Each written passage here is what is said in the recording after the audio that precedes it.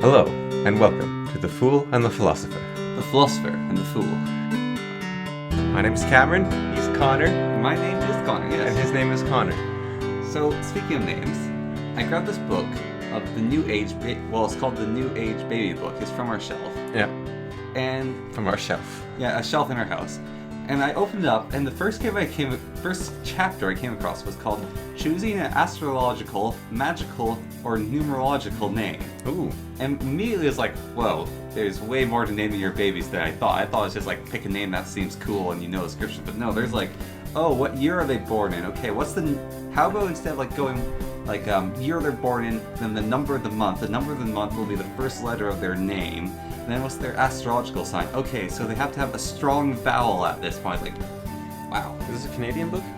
It's American. Okay, because there's a, called Cabela, I believe. It's a Canadian, cult, sort of. And they're all about choosing names with,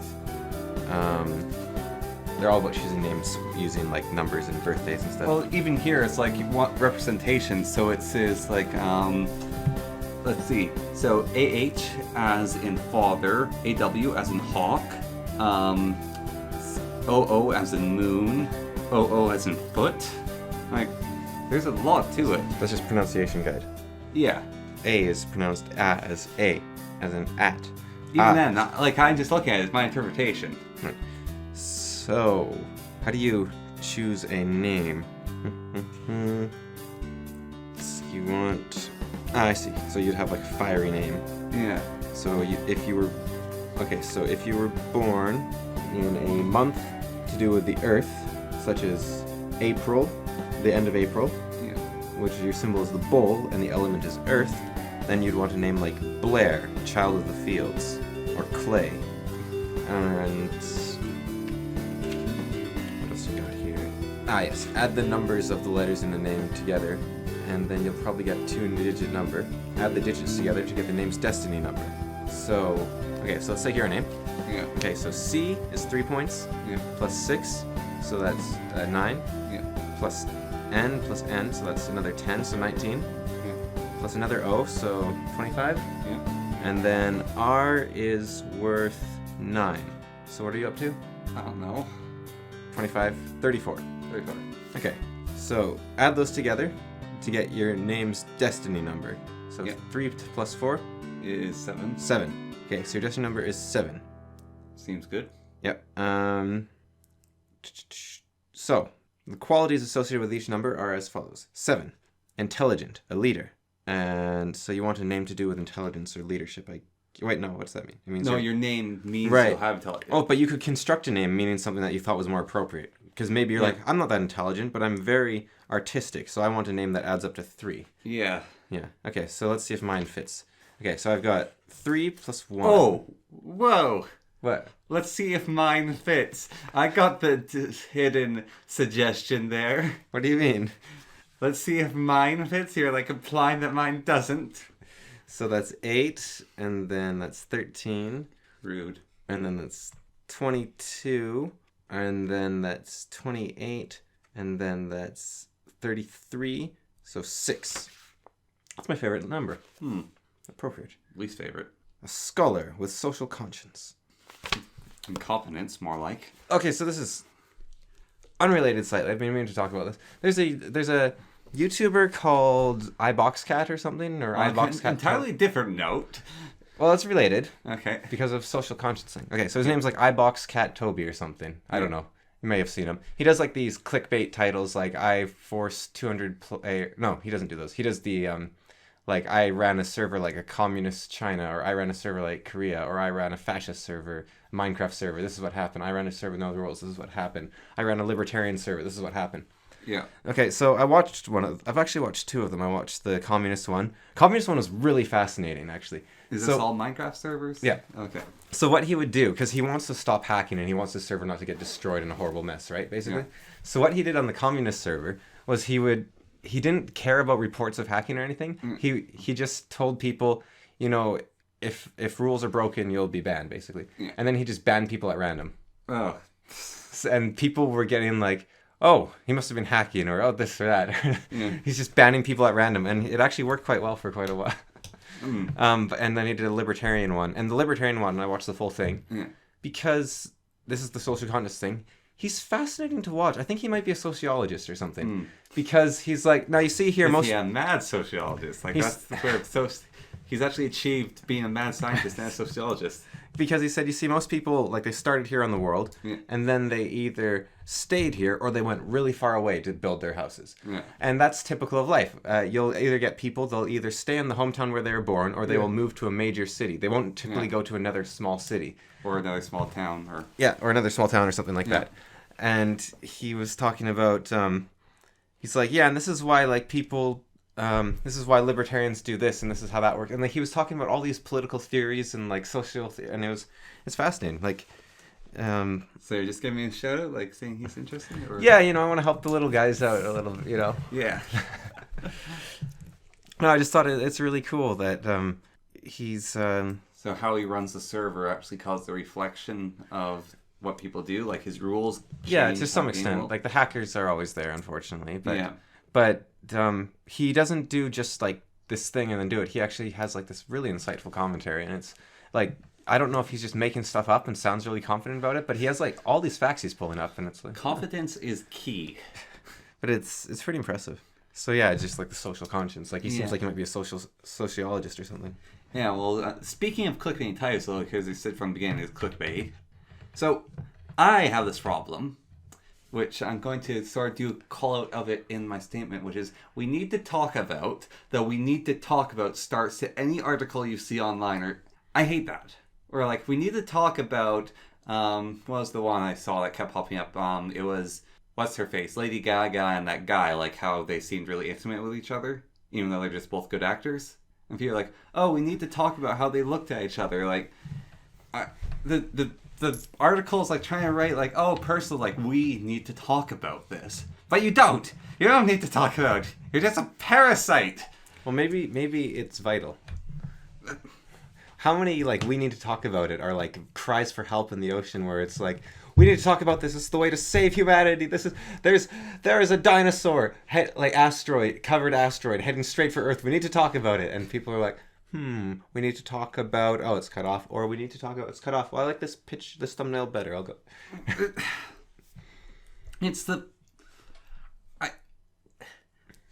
I have a problem. Yes, you do. With, speaking at the moment, with journalism, when it feels parasitical to me. Yeah. And what I mean by that is there's journalism where they're actually saying what's going on. Like, okay, this happened. Yeah. And I'm fine with that. I think we need that. Like, letting people know what's going on in the world, that's a good thing. Like, it's just being informed that can help. But then when they add their opinion to it, I start getting annoyed. Like, I don't want to call them a journalist once they start adding their opinion. There's something else. They're an opinionist. But let's say there's two people who want to be journalists, not just one. Yeah. Which one do you read? Probably the more interesting one. Yeah, and which one's more interesting? Probably the one with opinion. However, I don't think journalism is journalists' faults. I think it's everyone else's. No, I don't think it's everyone else's. I think it's humanity's fault. Yeah. We're very curious. We hate things being unresolved. We want to know what we need to talk about. We want to know what the ... is. We want to know what number 7 is, because it'll surprise us. And we want to be surprised. But it's happened too much to the point where you get sick of it. Yeah. Like, it's like, oh, this works, but it doesn't anymore. People are just sick of it. Yeah. And I know a lot of the time when I look at journalism or I hear the news or people reporting on it, I'll see, like, what parasites? Like, oh no, this person died, and they were like, here's a detail about them, and they died. And it's like, you're just saying this because talking about someone's death will get you more attention, you parasite. And I don't know, it might just be something wrong with me. Yeah, I found that like the Australian news like that we get here, like a lot of times they'll switch like topics really fast, like the National Broadcast Australia, NBCA. They just keep going along. So they'll be like, hockey team won in local news. A hockey team won 3-7, and a man was murdered and horribly stabbed to death 3 times, and had his entrails looped around his child's neck, which strangled them. And also there's traffic backup on Road 403, And when they do stuff like that, it's just like, whoa, slow down. Just take a moment. Have some humanity. A moment's silence for the Maybe though, in that case, they actually need to do that, or they'd start reflecting on it. And if they had to do that every single day, you might.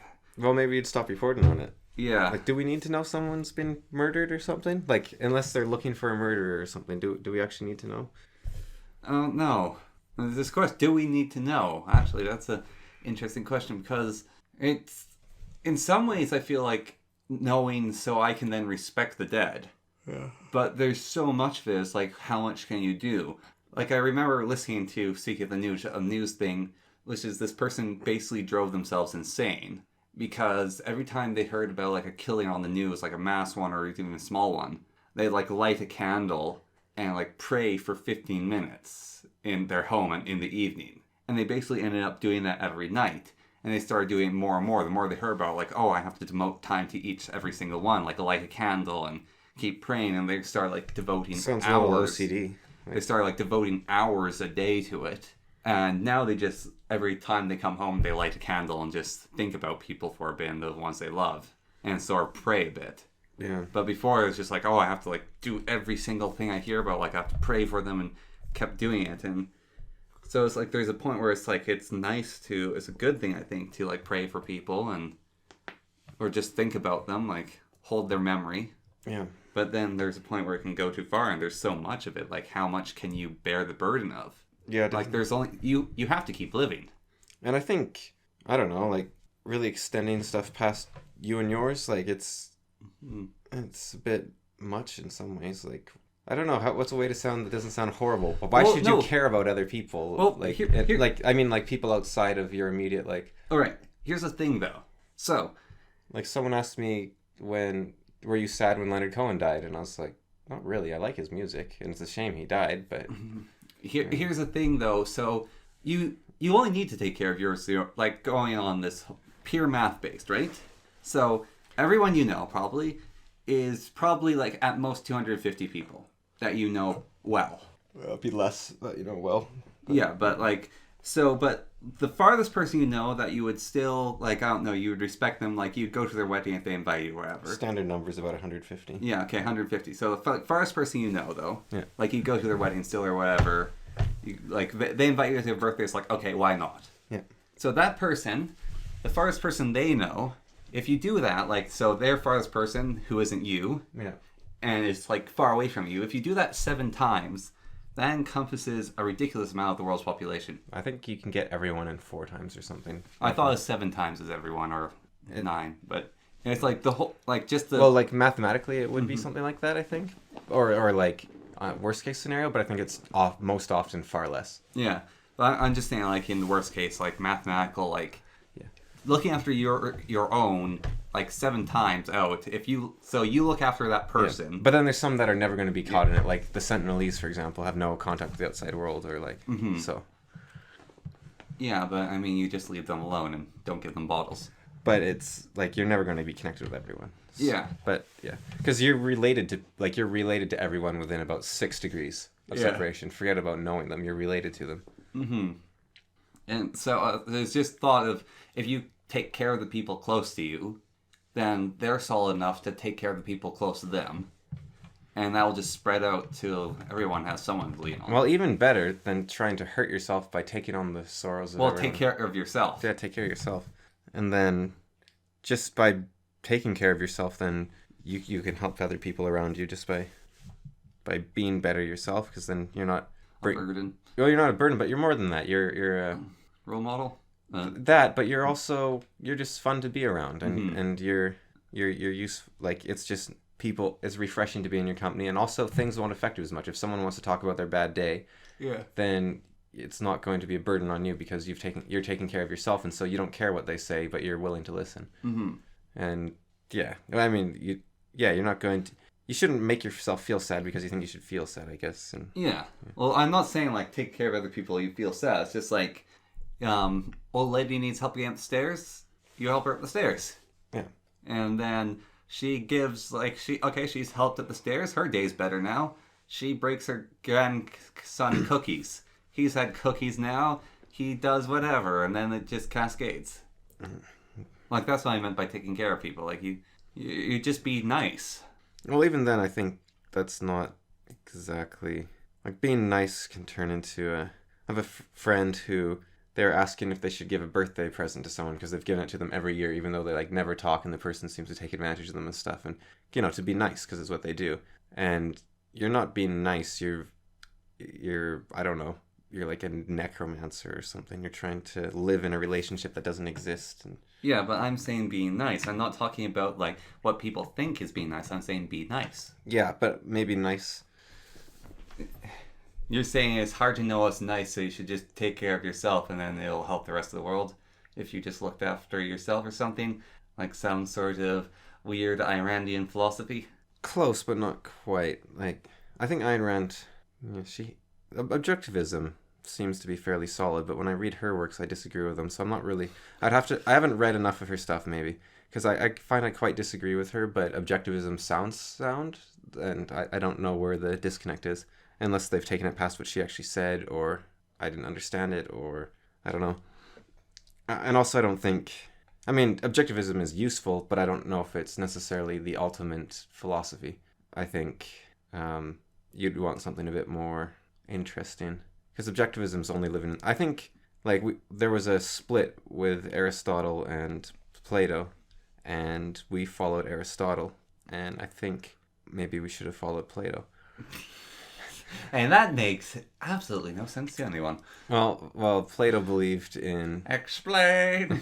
Plato believed in Platonic ideals, which were like, this is what we're moving towards, and it's kind of like heaven. He had the Platonic plane or something, and where everything's perfect, and we are trying to figure out what that perfect thing is and build it and emulate it. And where Aristotle was more an imperialist, like... empiricist, sorry. Imperialist.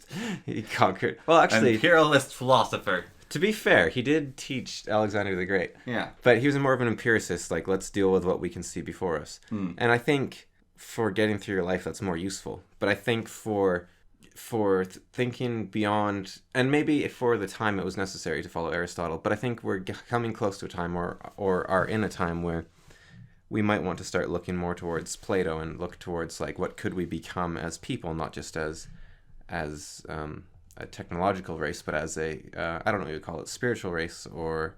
Yeah, but, I mean, which one's right? Social like, race. Well, I don't... What's the perfect one? Like, what should we move? What is the perfect cup? Like, is it one with a nice handle, or is it one that you can grip? Well, that's what you have to explore. We don't know. It's more about the idea. Or it's like, my perfect cup, I have big hands, so I want a big cup. But someone else would like a small cup that's insulated so they can drink for. So have I talked about synchronicity on this?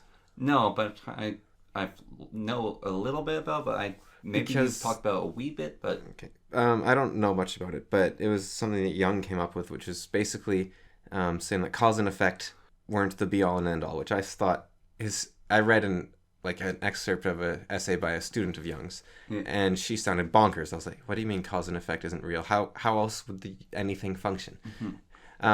But she wasn't actually talking about a scientific method, in a scientific terminology. She was saying more that we might not always know why something happens. We might just be observing. So she's not denying cause and effect. She's saying we might not... cause and effect might not be what we think it is, and things might be far more related than we... Like Jung basically said physical actions in the world might not be different from like dreams or from thoughts. Like maybe like he gave an example of someone was talking about a dream they had where a golden scarab necklace was handed to them or something. And during the therapy session, not a golden scarab, but something that looks very similar to it of a related species flew into his room, and he handed it to the woman and said, "There's your scarab." And so it's those sort of examples. Wolfgang Pauli as well talked about it in physics. He called it the hidden variables theory, where his example is like really easy to follow, I thought. So you in certain viscous fluids, if you stir them if you stir ink in certain viscous fluids, the ink will disappear. But you won't see any ink, but there is ink in that container. And if you're able to reverse the spinning of the fluid in the correct manner, the ink will reform back into the original dropper you put in. And I have no idea what he was getting at there, but that's what he said. Well, but the one our dad came up with, which I think I've talked about, is like a hand reaching out through water, which I think is a much better example for me. So you could say one finger is the physical world and one finger is dreams, and you're like, oh yeah, they're separate, and maybe they touch, but it's coincidence. But then they're actually part of the same structure, or a structure we don't understand. Well, And that makes more sense than not. Like, it makes more sense that we are let's say a simulation trying to understand the rules of the simulation rather than actual rules of reality. There's this thing about synchronicity.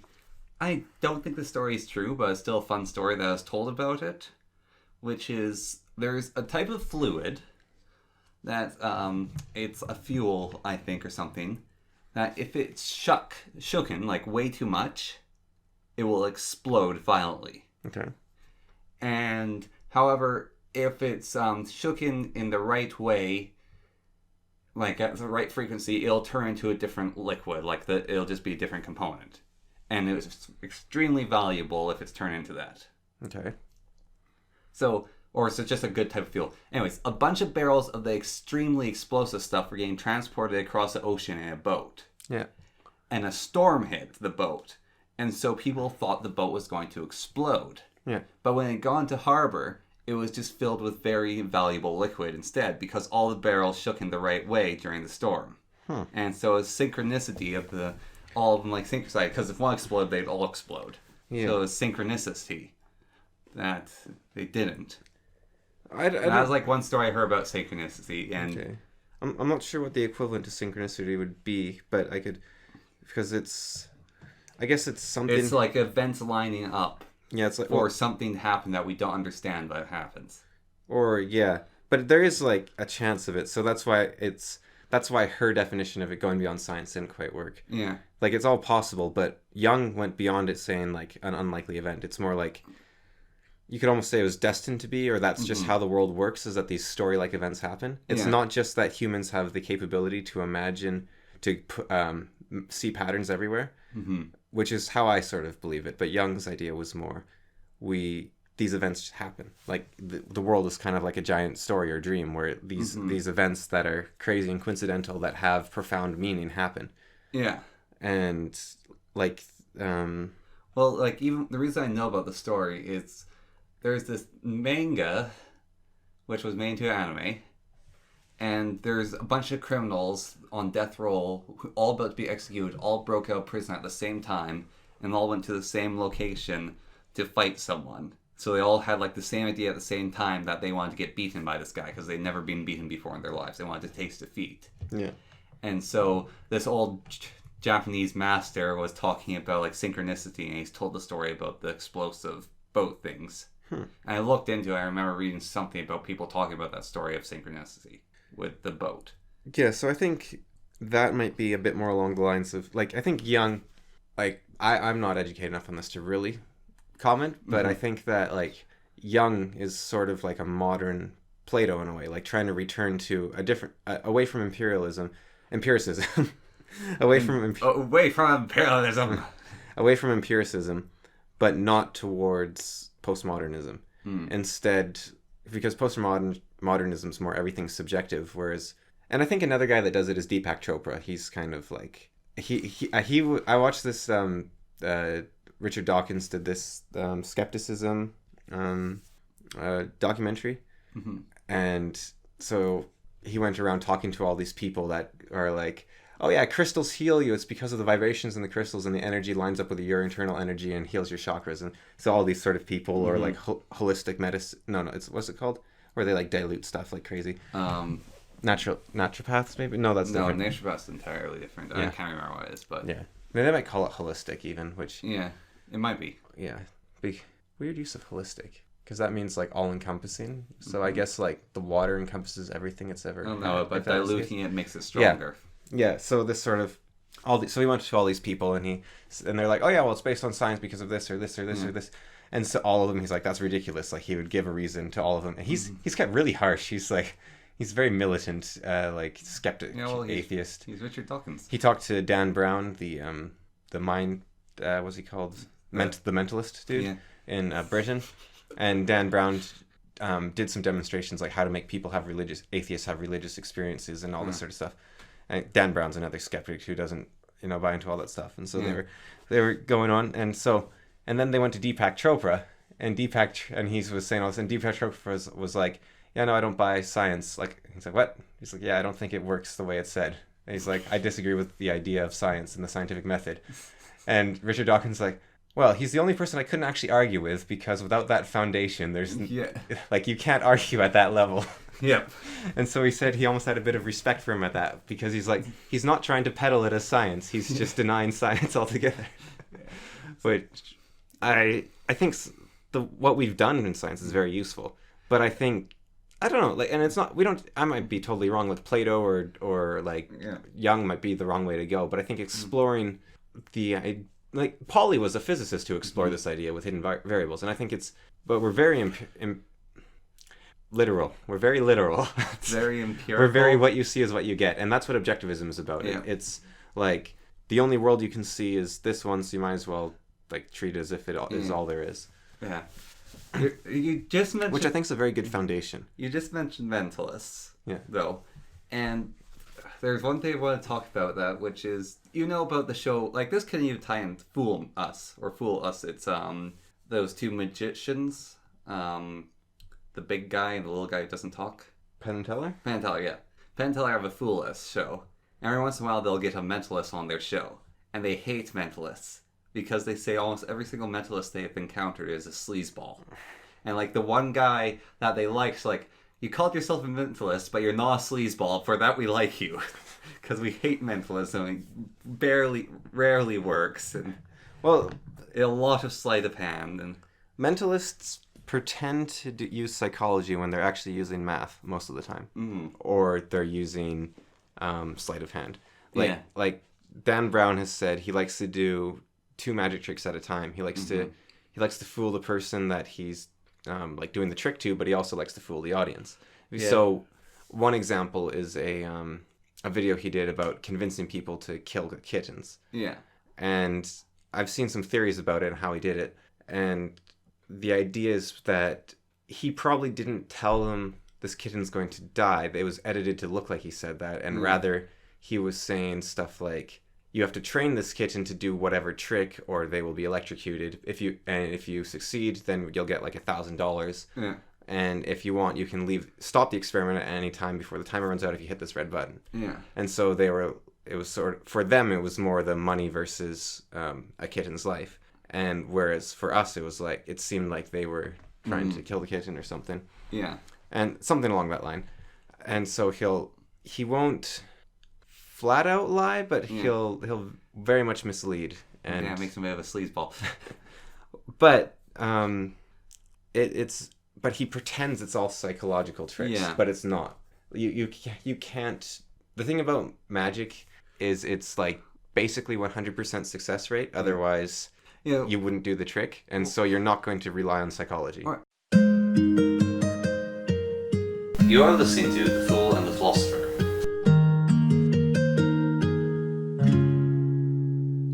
About this incredibly interesting scam that is done, which is someone will send you an email telling you they've hacked you, and they say, I have compromising information on you that I'm going to release. Yeah.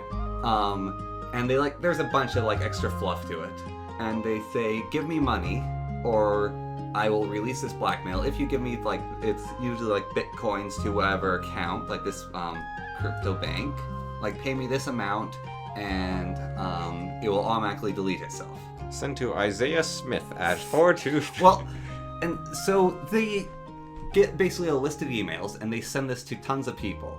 Yeah. Now, half the people they send this to will go, what the heck? I have no compromising information. Yeah. What's going on? A bunch of other people will go, oh, I have compromising information. This is a scam. Yeah. But you've sent this to 1,000 people, let's say. Automatically. They know about the bodies! Yeah. There is going to be 2 people who are going to pay you. And it's a social engineering scam. Yeah. And it's the other one is that I find so interesting is the football scam or the FIFA scam. Yeah, where you send 1 million letters out and you say, this team will win. Yeah, and then they'll win this time, this time, this time, this time, this time, this time. pay me money on the final game, and I'll give you your bet money. Yeah. Well, no, it's what you do is you send a million emails out, Yeah. and you say, Team 1 will win. Yeah. And then you send that to half a million people, and you send Team 2 will win to another half a million people. And then Team 1 wins, let's say. Yeah. So then you don't send the people that you sent Team 2, you don't send it to them anymore. Yeah. Then you send 250, you say Team 3 will win or Team 4 will win. Yeah. And you do that for every single game, let's say 8 to 16 games or something. Yeah. And then you're like, okay, so that they won the cup. I predicted every single game who would win and who would lose. Yeah. Now I will hand you a pamphlet of all these names for $100, just $100 or $50. Yeah. That's $50, and that means that you have, the bet money you could make on like one of those things where you predict every single game. Like our computer algorithm's incredibly advanced, and but it's illegal for us to monetize it because of the way we did it. But we are allowed to sell these booklets. So if we will sell you this booklet for $100, and then you can make a ton of money betting. Yeah. And you're like, well, they predicted like 8 games in a row perfectly. Yeah, sure, I'll buy the booklet. Yeah. But what they've done is they have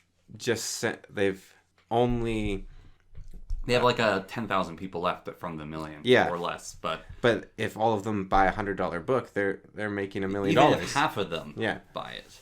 Yeah, they're making good money. Yeah, it's pretty cool, actually. Yeah, with just that one fascinating. The one scam of like you just send someone, like you get someone's email addressing like, I've compromised the information, give me money, I'll release it. And then people will find their own guilt. Yeah. My Reddit account's suspended right now. Whenever I go on, there's this message that pops up and it says, "You've been suspended due to suspicious activity. Not to worry though, just have to reset your password." And I'm wondering why? What's suspicious activity? And why do they want me to reset my password? Mm-hmm. And so I'm just leaving it because I don't know. You don't need an account to be on Reddit. Yeah, and I never use it anyways, so yeah. It just pops up because for some reason it knows it's like I'm logged in but not allowed to do anything or something. I'm not sure how it works.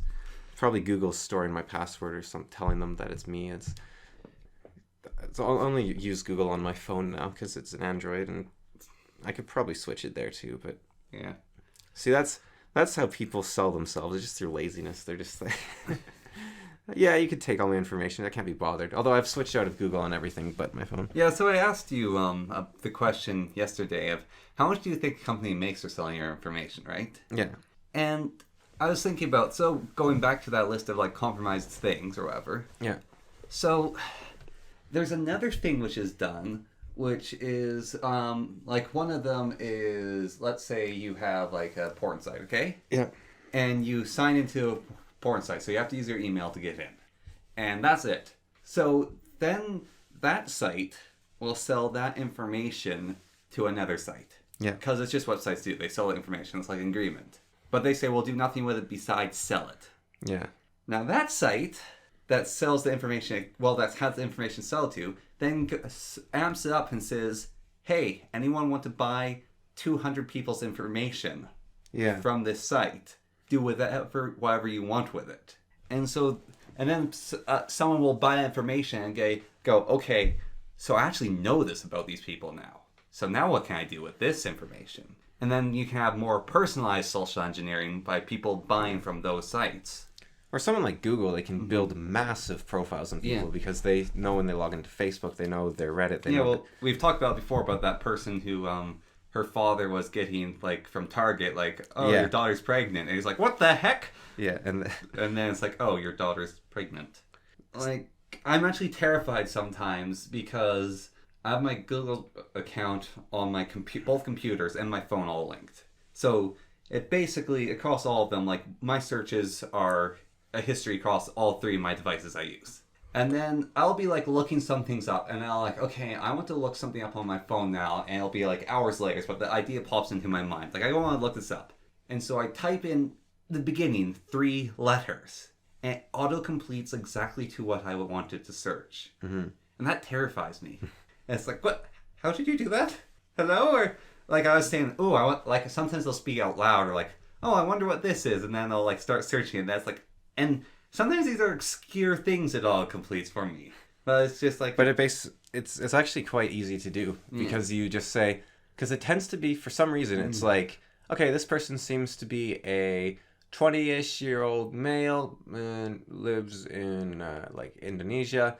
So they're roughly okay, and they also like gardening. Okay, well, this group also people that fit in this category also tend to like let's say Javelin throwing. But if they don't like javelin throwing, they tend to like reading, let's say. And so it's very easy to like figure, because people tend not to be that like super like there's different groups you'll be in. Like you might be in this group and this group, but the little groups tend to be quite like a lot of overlap. How many people?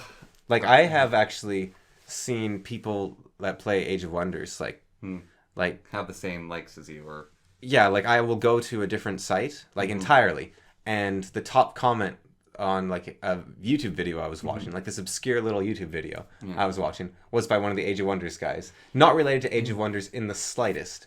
Yeah, well, it was like a philosophy video or something. Here's an interesting thing I found, right? So, like, I watched a YouTube group called The Yogscast, and I watched another guy called Puffin Forest. Yeah. So, a suggestion that came up was viewers of Puffin Forest also liked hence The Yogscast. Yeah. And it's like, okay, kind of cool. Yeah. What's Puffin Forest? He does D&D stories. Animated D&D stories. Oh, I get a lot of those, because when you're on the same IP address, they also recommend cross IPs. It's your fault. And then they throw in a couple random ones just for fun. Yeah, but so how many people are like on the internet, right? Many. Like over 1 billion. Way over 1 billion. Like Facebook has like 4 billion accounts. Like probably half the Earth is more than half, I imagine. Yeah, but I was like being low bullied. Well, Facebook has 4 billion accounts on it or something, then there's more than half. All right. So, although a lot are duplicates, I imagine. Yeah, and Russian bots. Why does Russia... half of Facebook accounts are Russian bots. Why does Russia have bots? Because they do. I have no idea. Where did this start? I have no idea. It's like, you think Russia has better things to do. They do. Like dancing, drinking alcohol, and driving tractors. Yeah. Like, Russia has more tractors than computers. They have more tractors than people. Like, why would you spend all your time making robots to make Facebook accounts? That's weird. But, anyways, so... if you're a spy, it'd be better to have one, like, good account. Around the world, so more than half the people in the world use Google. Yeah. And they've been doing that for, like, around the internet for, like, around 10 years. Yeah. Or more. But, like, seriously, like, around 10 years. Now, what sort of profile? Like, that's the biggest database ever, right? Yeah. So, like you're saying about, like, people from Indonesia like this, like, you have the biggest reference list ever. Yeah. To predict behavior. Well, that's how Google makes their money, is selling that list and also targeting ads using that list. I don't know if they even sell the list. They might just use it to target ads. They just probably use it. Yeah. And they're really accurate. And even then, they have this helpful little thing, which is you can say to Google, I don't like this ad. Yeah. And they're like, what sort of ad do you want then? Yeah. You can tell them, okay, I want these ads. And make their job easier for them. Yeah, it's like, they're like, okay, our algorithm's wrong. We're sorry. How can we fix this for you? And then you fix it and they're like, okay, we have this profile on this person. And they changed it. So we're going to put a 0.0001% change to the rest of people of this demographic and recommend what he asked for now. Mm. Because he just helped us. Yeah, it's probably pretty sophisticated at this point. Like, yeah. You are listening to The Fool and the Philosopher.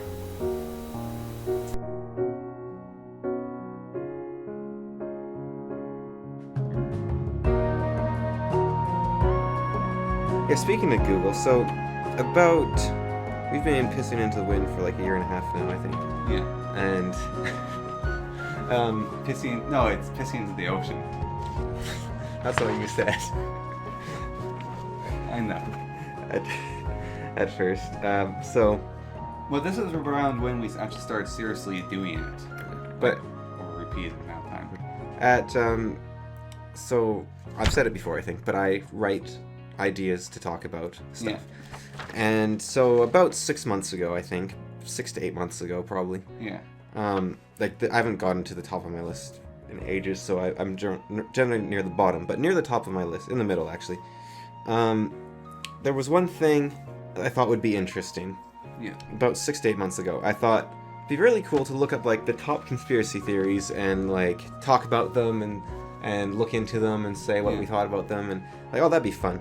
Yeah. You know, like maybe like the best conspiracy theories, like the most likely ones, or also just like some really fun ones, like that channel I might have talked about, Bright Insight. I think he does Brighter like Insight.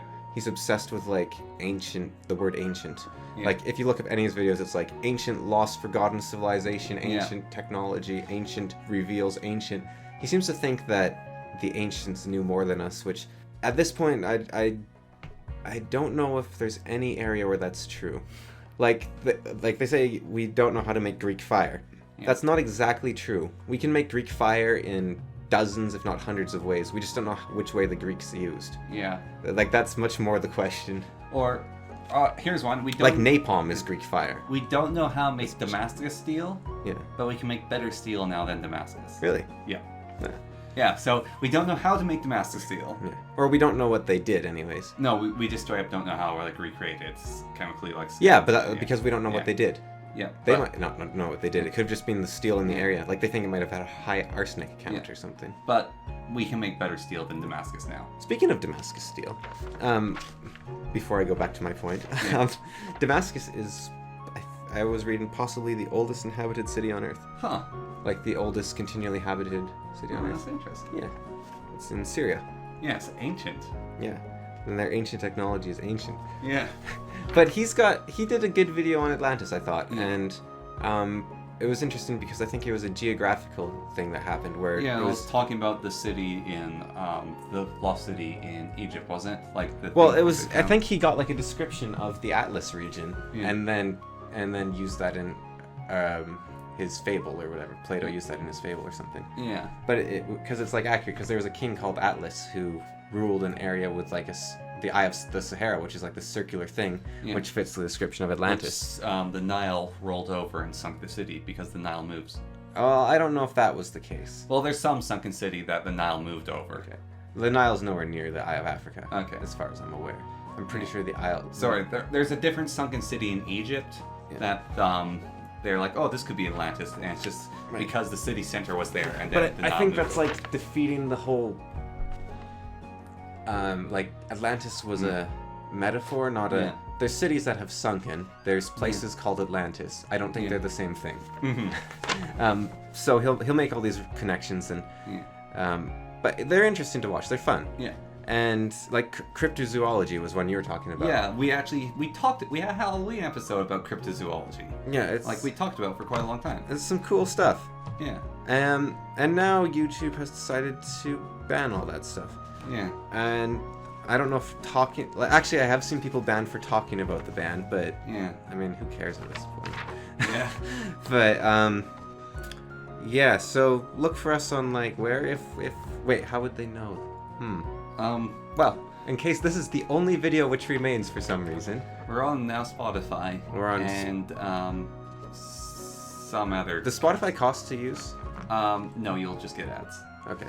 So we don't have to, because I don't want people to have to pay for it. Yeah, we're on Spotify. Yet.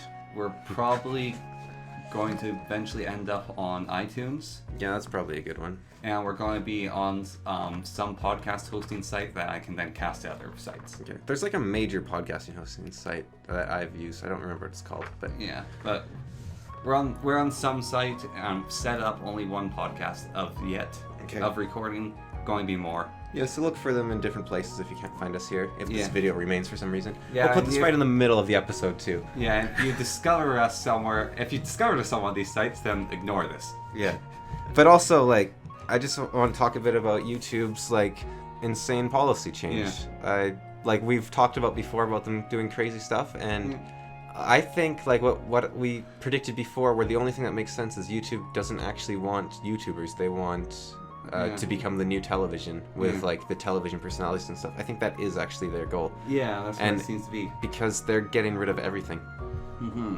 And like they're getting rid of conspiracy theories. They're getting rid. Here's the thing about getting rid of conspiracy theories. Governments use conspiracy theories. Like there's a lot of this stuff going on right now about Tiananmen Square and how it never happened, how the massacre never happened. Yeah. And see, just talking about this right now would get us banned if the algorithm, like, maybe just saying Tiananmen Square is enough. Yeah. And what I've heard is it was this horrible massacre, and that's what I still think is probably the case. Yeah. Because I've seen pictures, and I mean, what more do you need in some ways? But and people have talked about it.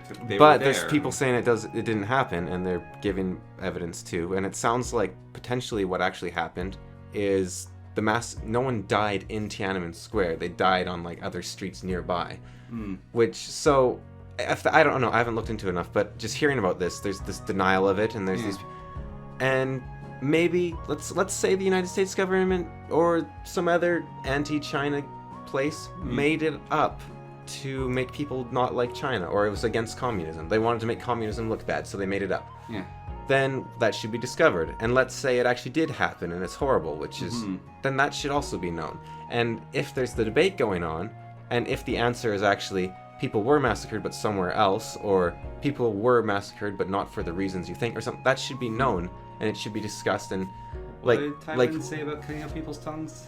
I don't know if it was Tywin, or it might have been Tyrion or someone else, but in Game of Thrones, he said something like, you don't say that, I don't remember, but it's, basically you're afraid of what they'll say. It's not that you've stilled them forever, it's that you're afraid of what they'll say, something like that. Like, it's quite well written, it wasn't that, but, or another one, like, it's basically YouTube gets to choose which history they like. Yeah. Like, we can never discover new things. It has to be YouTube sanctioned, and it's... Yeah. Why does... Like, it's their company. They can do what they want with it, but it's the strangest move. Yeah, well, it's their company. It's what they can do what they want with it, but... Because how they built themselves, like, how they got good in the first place... Was being completely open and free, Well, Amazon as well is, like, starting to ban books, which is madness. You don't ban books. Yeah, that's... And like, that's the start of any horrible regime. It's the burning of books and the killing and silencing of philosophers, historians, and scholars. Yeah, so here's the thing of, like, well, two things. First one is, what I said about Tiananmen Square, maybe the answer is actually very clear-cut, and I'm just spreading misinformation that I read briefly and didn't look into, or headlines or something. Yeah. So that information, you're like, well, obviously, you don't want information getting spread around. You only want the truth getting spread around. Yeah. But it is far safer to not try to regulate that, because then you are the arbiter of truth. Mm-hmm. And in that case, you basically say you're omniscient. Yeah. And no one working at YouTube is omniscient. They're not gods. They don't know anything. Like, you can't become God. You have to allow the misinformation if you want the truth to actually flourish. Yeah. Like, unless you know everything. And even then, like, let people talk. Like, what if I wanted to preface this with, like, I don't think any of this is true, but the coincidences that line up are quite interesting to explore. Yeah. And then, you can't do that. That's because they also can't, they're not omnipotent either. They can't manage everything without an AI, and the AI is imperfect, and people are imperfect, and it's insane to try to regulate something this big. Like, I think what they're trying to do actually is basically they want to kick everyone off and turn into like a TV network. Except they're like, well, if some people avoid the net, then we might as well make money off of them as well.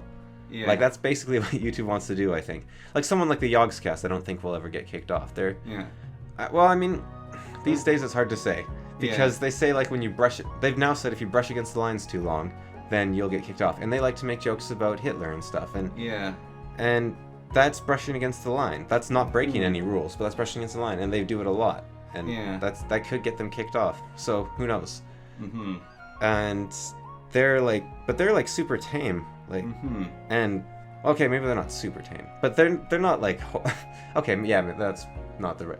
Yeah, they're not super tame, but they're not like they're just like entertainers. Yeah, they're not. They're just making jokes. Yeah, but even that, they're not. I don't know. It's crazy what they're doing. And the second thing is, I read the book The Three Body Problem like a year or two ago. Yeah. And it describes communist China when the revolution started. Yeah. And it is absolutely terrifying because the author actually lived through it. Yeah. And the students killed the teachers, right? Well, the students had the teachers all up on a stage. Yeah. And they were like chained up or something, and they were throwing rocks at them to kill them, like stoning them to death or something. And they were cheering as they did it.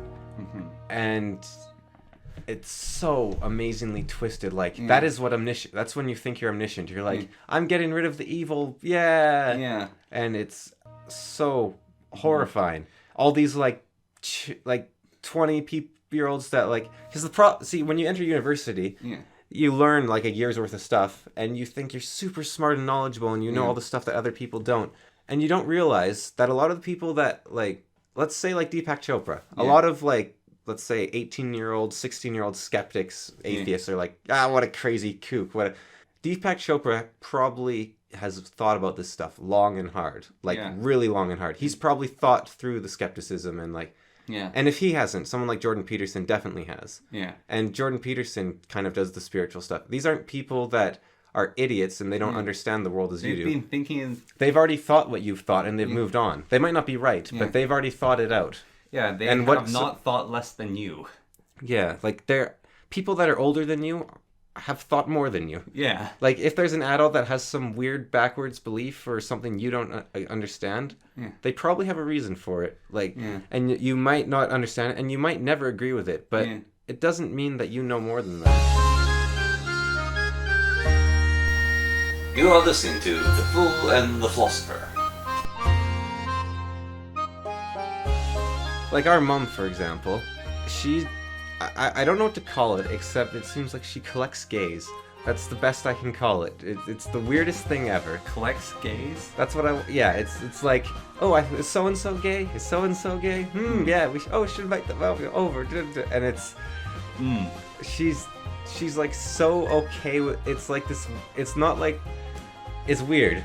Well, and I don't think it's, I don't know what you call it. I'm not going to say it's wrong, because it's just kind of quirky, and there's stuff that you would never do yourself, but it doesn't mean it's wrong. Yeah. Like go to a transport museum, for example. I wouldn't do that. Yeah. I was talking to a friend yesterday about, we were driving past a transportation museum, and he's like, that looks kind of fun, ever been there? I'm like, I hate the idea of it. I would never go. Yeah. And he's like, and he's like training to be a pilot or a spaceship builder or something. So he loves the transportation and that sort of stuff. And so, but she does this thing, and it seems so weird and backwards, but she's probably thought, like, if you question her on her beliefs, she often has a very solid foundation. Yeah, well, I remember a thing that happened. And it's just the way she expresses it that seems quirky rather than the actual foundation. Well, a thing I remember was back when, like, very close family friends of them, their daughter started saying that she was, like, without gender or something. Yeah. And so it made our mom go off on researching this for a day. Yeah, it's the same idea. About for days, and like, isn't this strange? And like thinking about, like, what's going on with this? And even now, it's like, I wonder what bathroom they would use at this location. Or it's like, I just went up to the university and they have these things there, and I wondered what this person would have done in that situation. Yeah. Or like, what clothing would this and. So that's what I call like her collecting gays. I don't know what else to call it. Yeah, this is very... She's very like into... But she's like very interested in like in psychological differences, and it's not negative. It's just... I remember, this was a weird thing. Well, she's very gossipy, I guess. This was a weird thing. But I remember back when I was a kid, and it probably happened to you too, which is, I think I was like maybe around 6 or something. Or maybe even 5, just saying like, okay, you're going to school now or whatever, and there's going to be people that are different than you, and there's going to be like kids who have different skin colors and stuff, and like you can't be mean to them for that. And she didn't do that, but she did something very similar. Yeah, no, for me, she's like, there's going to be like kids that are different. There's going to be like the First Nation kids, and they're going to have like different upraisings than you, and so but just treat them like you treat anyone else. I find that like... And I was going to do that anyways. It's like, should I? Is there a reason I shouldn't? Yeah. No, she actually... There's this book in this house. I found it when I was like 10. And it's like talking about... I don't know what the title is. It's something like how to treat like gay people and like black people like they were normal or something. And it's like, what on earth is... like... And I was saying to Mom, like, what on earth is this? And she was like, well, it's important that we like learn how to overcome these divides. I was like, if this book didn't exist, there wouldn't be any divides. Yeah. I don't know. It's just a weird... But what she said to me was, our neighbors, this lesbian couple, divorced, and we were going over. And to like help out one of them or something. Yeah. And I was like 5 or something. Yeah. And my mom was like, and don't you say, oh, they're such a cute couple or something. And I was, what? Yeah, I'm 5. I don't know these people. I only like when I was like 16 figured out they had divorced. I just thought, Wait a minute, they were together? No, seriously. yeah. And they divorced. Or broke up or something, yeah. What? They just didn't move out? Well, one of them moved to one place and the other one didn't move there, right? Yeah. Oh. But they were a couple as well? Yeah. Oh. Yeah, but see, I never would have, like... Really? I would have never put it together or anything, like...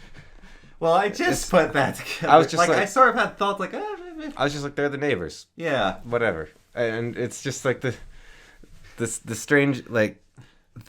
The stuff that... Well, it's...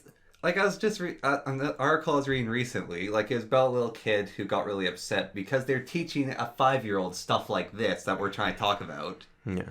And the kid's going, like, I'm 5.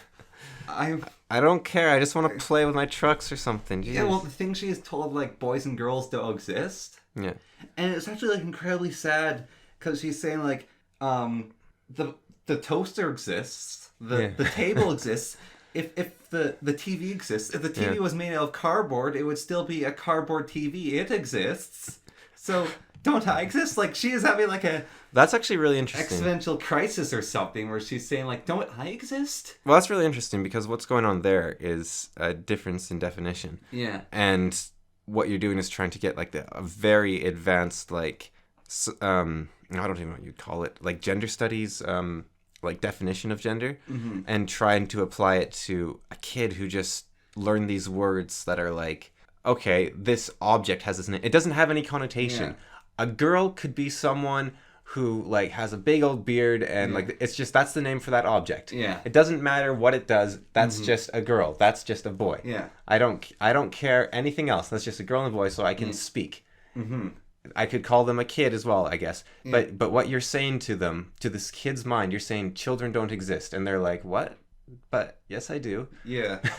And it's like girl, like, and yeah, because you're. It's very weird. There's an object definition, but they're giving a cultural definition. And cultural definition, you're not... Like, a 5-year-old is not going to understand a cultural definition of anything. Yeah, well, like, they cause the kids some psychological distress that end up having the parents sue the school system because it caused so much distress for their kid. Wow. Because the kid was, like, just trying to, like, I exist, I'm real. That's not the time to have, like, a cultural, like, definition. Like, the kid was, like, she enjoyed... That's a very abstract idea. The kid enjoyed going to school, but now school is this thing where she is told she didn't exist. And so she had, like, this... Yeah, she had, like, an abstract crisis of what is reality. Well, it's like if you said something like... Oh, I don't know, like... It's very abstract. It's actually hard to come up with an equivalent that's that complicated. Yeah. Like for a 5-year-old, like I want to say like gravity doesn't exist, but even then isn't as complicated in some ways. Well, here could be one that could mess. Like why you tell kids they're adopted later is like I'm not your mom. Yeah. Oh yeah, because that would shatter a kid that's like, 5. But you love me and I love you. Yeah. Like how come you're not my mom? Because the mom is the person that takes care of you and loves you. It's not a biological thing. Yeah. Yeah. That's why you tell them later. I never thought of that. That is actually a really good example. That's why you tell someone later, like... That's actually fascinating, yeah. Or, because you are their mom. Yeah, or it's like, I never told you about your father. Yeah. Because you don't want to introduce the concept of father if they don't have one. Yeah. Until it's... That one I don't know, but maybe. Well, yeah, but even just I'm not your mom. Because the problem with that is kids at school are going to be talking about their dad. Yeah, I guess so. But yeah, but it's like, I'm not your mom. Yeah. No, you are their mom. Yeah. Yeah, no, you're their mom. It's just you're not their biological mother, and that's very abstract. Yeah, it's a good example. Like that's why a mean thing kids do together who are slightly older is they tell younger kids they're adopted. Yeah, and they explain the concept of adoption slightly. Yeah, or that like can be distressing. Yeah, it's like you're not like a proper whatever. You're not a part of this family. Yeah. It's like everything that kid is a part of that family. Yeah. It's I don't. Yeah, I'm amazed someone would try to do that actually. Like try to talk about such a complicated thing with a kid. It's a little staggering. We had a teacher who, when he was learning to be a teacher in one class, it was a guy who was teaching them about it was like story studies. Mm-hmm. And this was a long time ago that he was, like, this was over, 40 years ago now he's going to school, I think. Yeah. And this teacher, the guy who was teaching them, like, how to teach kids to tell stories and analyze them, was obsessed with sex. And it's all about sex and, like, all these stories, like Rapunzel, all this stuff. Yeah. It might have been. But then our teacher, like, in one class, like, he wasn't paying attention. The guy, like, called him out. And he stood up and he's like, you know what? Why am I going, like, I'm going to be teaching, like, 5, 7, like, even 9-year-olds. I don't need to know this. Point. Why would they ever want to know this? It's perverted and wrong. I'm telling them a story. That's what they're there for. It's not, like, more than this. It's not less than this. It's a story. That's what I'm telling kids. And they don't need to know about this. And I don't need your class. And he walked out of the classroom. Yeah. No. He just got fed up and left. Also, so it's a weird juxtaposition what we were saying. Yeah. So we were talking about this person who wanted to be agendered or something, I guess. Yeah. And also that the concept... Well, now they're a guy, I think. ...of boy and girl doesn't exist. So there's an interesting... Basically, I guess what I'm getting at is we don't know. Yeah. If one person is saying, well, the concept of gender doesn't exist, and another person is saying, the gender I am is so wrong that I will do anything to change that. Yeah. Then obviously there's a disagreement there. Yeah. Someone thinks it exists very strongly to the point where they will get surgery and like physically alter themselves because it is so important to them. Yeah. Whereas another person saying it doesn't exist, and it's very... And I'm sure there's... Dysphoria is weird. But that's even something else. Yeah, well, I wonder... There's just something... Like, I don't want to say it some ways, but there's something wrong with you at a certain point. Like, if you're repulsed by your own body, then there is a problem. Yeah. And you have to fix that problem. And maybe you're repulsed because you're, like, overweight, so you need to fix it that way. Maybe you're repulsed because you're too skinny, you want more muscle, so you have to fix it differently. Like, there's a bunch of different types of dysphoria. Yeah. Like, there's a common dysphoria, actually, which is, I think it's soldiers who are very physically fit people will get a combat injury, and they'll have dysphoria about that injury. Or another one is coma patients who are fit before they went into a coma. When they come back out again, they've lost all their muscle mass. Yeah. And they will have dysphoria about being this weak thing, and it'll cause them distress. Like, and that's like one type of dysphoria. And then there's a dysphoria like, I have a beard. I don't like that. Like, there's dysphoria where I have a perception about myself and it's not what I want it to be. Then there's another one which is, I have this thing and I don't want it on me. Yeah. And the question is what's I think it's probably an individual answer. What's your solution? Is it to accept, let's say, is it to accept your beard or is it to shave? Yeah. And or is it to lazy your face so you never grow a beard again? Yeah. And that's a really far step because maybe when you're an old man you want a long beard. Yeah. And I think it's you might change. And I wonder let's see what it'd be. It can be hard to change your mind, right? Yeah. Like, let's say the cure to depression was to cut off a pinky or something. Or that was one cure. Yeah. So it's like, okay, do I want to take the path of a lot of therapy or a lot of drugs, or do I cut off my finger? And you're like, well, one of those is a lot easier. And maybe it's the only way that will work for you because everyone is different.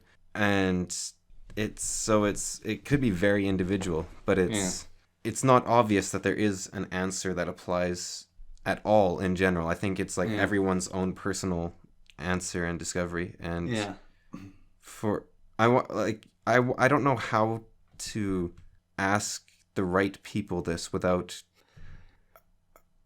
hurting people if it's actually a profound question or insulting them if it's not. What's the question? So I've wondered for a long time. It's actually one of my top things on this list, but I've never found the time to I've never known how to ask it or what the proper way. But it's like, let's take that person, right? Yeah. That thought, okay, I don't want to be female. I want to be neutral of some sort. And I want to be male. How much of that is I am, let's say, the wrong gender, sex, whatever. Mm-hmm. How much of that is I've messed my life up. I want to be someone else. And the way to be the most different from who I am is to be a different sex, because then at least I can start from the biggest beginning possible. Yeah. Well, like, how much is it? I want to be someone else. I don't want to be who I am. Yeah. I can, from perspective of someone who, oh no, almost went down that path but didn't. So for me, I wrote a little essay about this, which is a childhood fancy. So this is a first step, I think, in some cases. So when you're a kid, a lot of the time, you're like, I want to be a wizard, okay? Like, what would that be like? What would that be like? Or, I want to be a wolf. I'm a wolf now.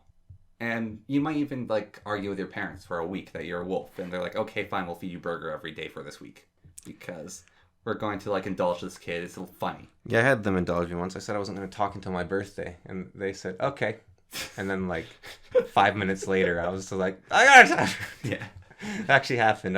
They were, like, teasing me for talking so much. And I was like, well, I'm not going to talk until my birthday. Yeah. Yeah. And then you exploded. Yeah, so there's these childhood fancies. You have a ton of them. And I had this thought, almost like a no agency thought of, like, I wonder what it'd be like to be a girl when I was, like, really young. And I was like, okay, well, I don't want to put any effort into this, so what if it is just, like, one night I woke up and I was a girl, and everyone always thought I was a girl, but I was the only one person who remembered that I was a guy. Mm-hmm. And so there's no agency on me. It's just fine. I'm free of responsibility, and then it passes for a bit, and then I can decide to go back if I want to. Yeah. And that was like a childhood fantasy sort of thing. Like, let's see this option. And then I think around high school for me, I started having a real problem for my self-concept of being a guy. Because, like, there's a bunch of stuff associated with it, and at the time I didn't like it, and I didn't like a lot about myself at that time. Like, there's a lot I did like, but I also had a lot of insecurities about some things. And so I started getting into my mind, okay, I feel like I don't have a gender, because I don't want to be a girl, because they have a bunch of problems of their own to deal with, as many as guys. So I want to get away from both these. I don't want this gender association thing. And so I thought that for a while, but I didn't really tell anyone, because it'd be a lot of demand on other people, and I didn't want to cause any trouble, and I'm happy I didn't. And now, for me, like, I'm still, like, I recognize now, even though I've, like, gone over it, I have a mild case of dysphoria.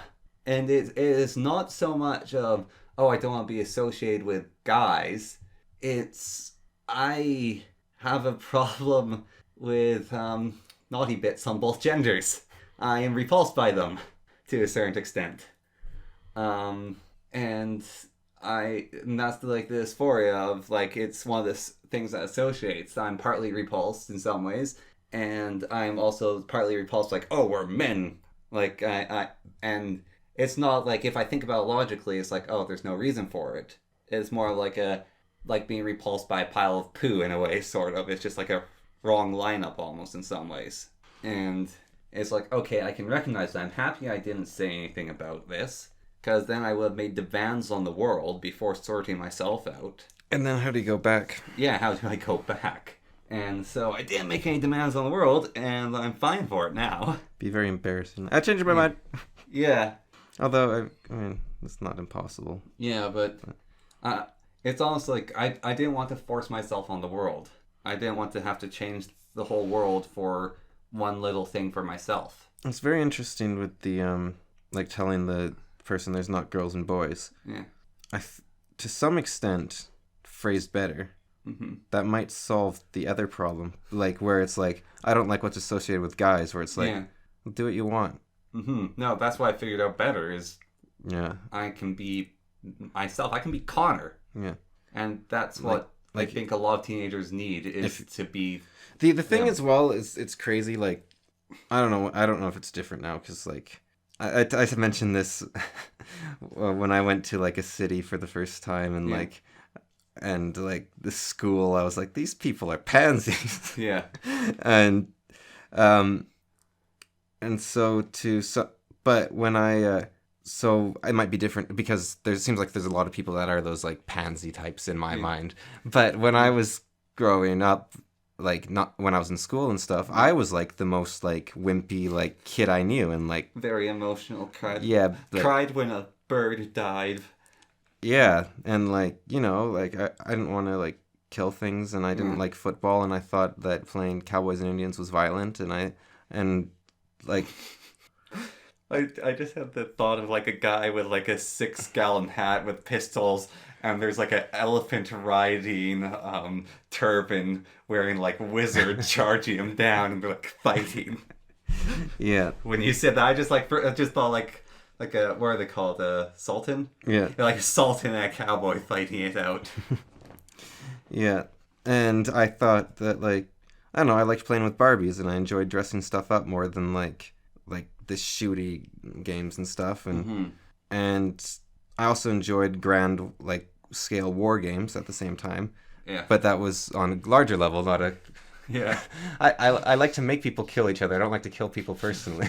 General, all the men are wearing the uniforms you want them to. Excellent. We're going to war. I want... Sir, the troops want you to fight with them. Oh, I would never fight with them. I'm a pacifist. I'm a pacifist who designs clothing. Yes. Now fight. Yeah, so like I would at daycare I'd always play like these massive war games with my best friend, but I would also not want to play like the running around the house shooting each other game. And What? I don't want to be a part of the recon squad. I want to sit in the command center and tell them what to do. I never wanted to like play football because I thought it was like dangerous, and also You're scared for your teeth? not really. It was more like I felt like all the other guys had this innate power to understand the rules of football and basketball and baseball, and I didn't know. I was like, how do they all know the rules? I don't understand like where these come from. And so I thought all these things, and like now out of school and even going into university, suddenly it's like, holy cow, like there's very few people like the ones I grew up with. Most people are, like, that is what I thought it meant to be a man. You liked cars, you knew the rules to football and basketball and baseball and all this.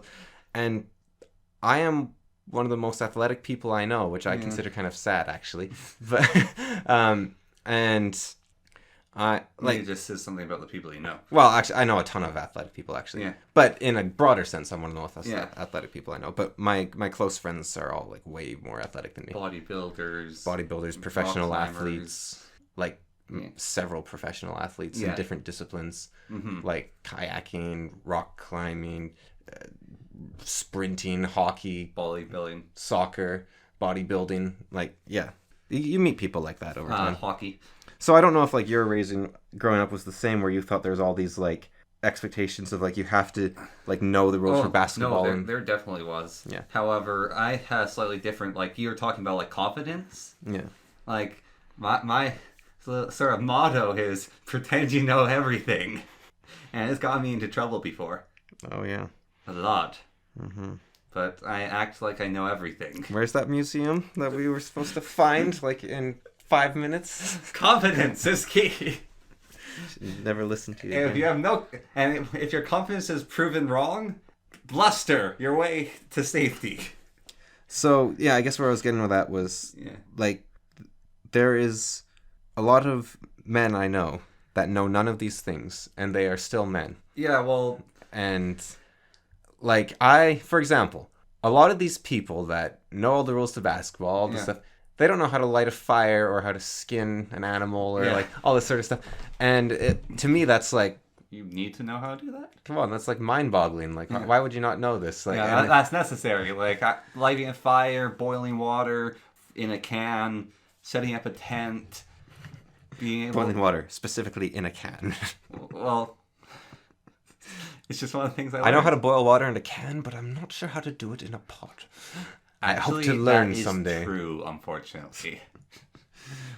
Someday, I hope to learn. So, I think... it surprises me how, like, a lot of my younger childhood friends all know how to light fires. In high school, lighting fires? What? Like, are you some sort of, like, outdoorsy, crazy woodman? Like, how do you light a fire? It's like, how do you not know how to light a fire? You are listening to The Fool and the Philosopher.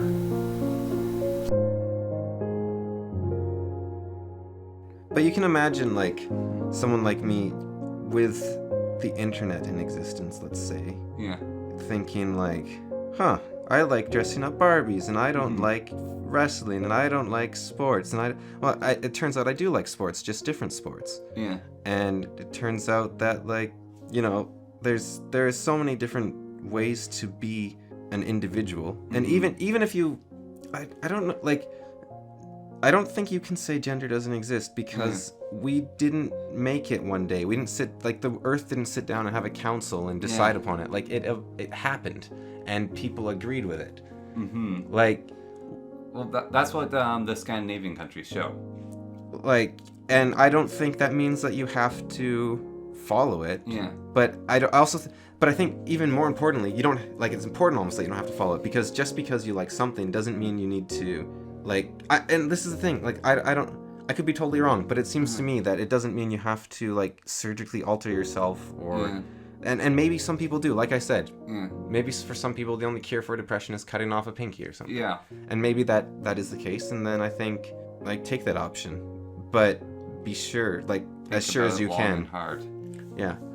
And I think a very important question always is, what if I'm wrong? Yeah. And at the same time, I don't know, sometimes you just have to do stuff, like, you can't, because you can be afraid of something forever. Yeah. And you can be irrationally afraid to a level that isn't. But yeah, I just wonder how much is escapism. Like, it sounds like you were saying, like, I don't fit into this role and therefore I escape to my fantasy. Imagine if your fantasy had been the one of being a wolf or something. Yeah. And you're like, I wonder what it'd be like to be a wolf. I'd be free from responsibility in this. And then it's like, well, I don't like being a human, so I need to escape away to being a wolf. Or what if it had been like, there's so many different paths I can go down, like. Yeah. And, like, I've heard a large part of transgenderism, or at least partian, or who knows, is due to, there's, like, a thing in the brain which kind of roughly determines what you think of your sex should be as. Yeah. But I do wonder how much. The brain doesn't operate in a vacuum. It can be influenced by your thoughts, and so that might actually change based on what you think about yourself. Who knows? Yeah. So I don't think that's clear cut, but at the same time, that seems as close as it is to saying there is a biological basis for some of these things. Yeah. And in which case, you think they would at least stay within the bounds of biology, of human biology, because I don't think like there shouldn't be a part of you that thinks I want to be a bacteria, right? Like, Yeah. Because I guess that, like, going way back, something triggers and, like, I should be a bacteria. Bro, I need to eat more. I need to split into two. I haven't split into two yet. I must not be eating enough. Yeah. Well, I remember a long time ago, I actually, like, I don't know, in grades 8 and grade 9, I actually had a plethora of mental issues, which I think I was making worse through stress and also partly wanting them so I could be more unique, and so I was like self-inflicting partly these mental issues. And then somewhere along the line I was told a story about this guy who had like the most insane problems with his mental issues ever, and he logicked his way out of them. Yeah. I was like, whoa, this is like the ultimate badass. Yeah, it's respectable. It's like, Yeah, I want to be the tough dude. I don't want to be the victim. Yeah, no, I was like, whoa, this guy's like the ultimate badass. So instead of like trying to like give myself like, oh, I'm the guy with hallucinations, woo, how wacky, or I'm the person who has troubles with these things or whatever, I want to be this badass who logicked his way out of mental problems. Yeah, it's like. And so I decide I'm going to be the badass who. I decided I was going to do that. And so it's like the dysphoria has like, okay, fine, I don't care, like maybe I'll feel it still, but it's not going to affect me, let's move on. The hallucinations is like, I know what reality is, I know what isn't, let's move on. And then when I stopped accepting them, they went away faster. And it's like, I used to be incredibly impulsive, like this was something I had to resist constantly, of wanting to be extremely violent to people, like just wanting to hurt people around me, like just for no reason, like, oh, there's some person walking on the road, I want to hit them, and it's like, no, you don't, and just constantly like fighting that and moving on. And so I got rid of that, and it's just like slowly working on myself, like, let's get rid of all this garbage, or let's say it's not real. It's not real. Keep on moving on. Yeah, you can get if you desire attention, then you can get it by being a victim or a hero. Yeah. And hero is far more respectable. Yeah, exactly. And Yeah, no, it's basically I made a choice of I'm going to stop trying to be a victim, like around grade 9. that's definitely one path it's a healthy way to turn, because it's funny, like, because not everyone wants attention, right? Yeah. But Oh, I don't want it though. yeah, I'm not, like, me personally, I'm not like super for attention, like except to the extent that it lets me have someone to talk to. Yeah. But beyond that, I'm fine. Like, if I just had one sycophant, I wouldn't need any, like, you know. Yeah. Well, you got me. Well, even like someone that disagreed a lot, but at least was interested in the topic, I would be like pretty happy with. But so I think if attention is your thing, then that is one path, but that is not the only path. Just for like, because I want to couch what I say for some reason. I don't know. Just like, there's a healthy way to do it if you desire attention. However, you're not doomed if you don't desire attention. There are other paths. Yeah. You want the last word and also out. Yeah, exactly. Pick a lane, but stay in. Oh, there's a term not going to get used much in the future. Like, I think about a shared teacher we had, and like a lot of people are like, oh, he did some like things that wouldn't fly today or whatever, and he did some things I didn't like at the time. I think back on some of them, I think they're hilarious now. The way he taught was like, walk it off, like when you got hurt, and you're like, oh, I'm hurt, and you come sniveling up to him. He's not going to deal with that unless you're really hurt. You're probably just bruised. Get on with it. Yeah, and it doesn't, self-pity doesn't help anyone. Just get on with your life. And he does that enough times, you learn I can't come whimpering to him, and so you're not going to try to come whimpering to him anymore. And unfortunately, sometimes there's kids who, I don't know, they needed to come whimpering to someone, and he would never allow that. And so they absolutely hated him, and sometimes would go to a different school or something because he was not going to shake. I think he was really good for a lot of people. Yeah. I think. Yeah, but he wasn't going to allow that, and so there's like clashes of wills, and you have like a 50-year-old man or something versus like 11-year-old who's going to win in a clash of wills. Probably a person with a lot more experience who's a lot nastier. But I think there needs to be more people like him in the world, because you need people to like make you tough.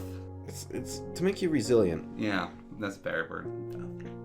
Like, I have a friend who's going through this. It's not like super big, I think, in some ways, but in other ways it's massive, like, crisis right now.